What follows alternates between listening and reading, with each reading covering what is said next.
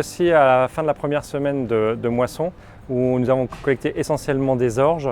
La caractéristique de cette année, c'est la sécheresse et donc des rendements plus faibles que ce qu'on espérait, de l'ordre de 10%, avec une qualité extrêmement hétérogène, des produits qui sont à faible calibrage et à faible poids spécifique.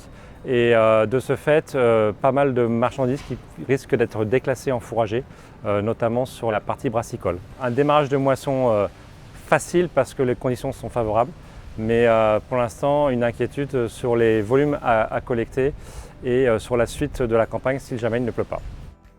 Pour les orges, la partie rendement, les rendements vont de 60 à 70 quintaux à l'hectare, avec une qualité un peu inférieure aux autres années, avec des PS qui sont aux alentours de 60 et en calibrage aussi qui sont inférieurs aux autres années. Par contre, les pailles sont très bonne quantité et très bonne qualité, bien sèches.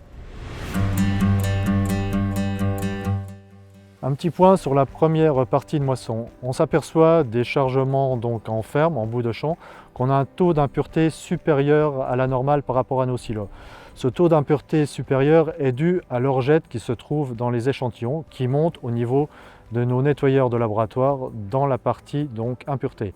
N'hésitez pas à nous rappeler pour que nous puissions réguler cette situation en modifiant vos taux de réception dans nos silos. Actuellement, dans le colza, il va falloir faire attention parce que l'humidité des échantillons qu'on a reçus est assez élevée.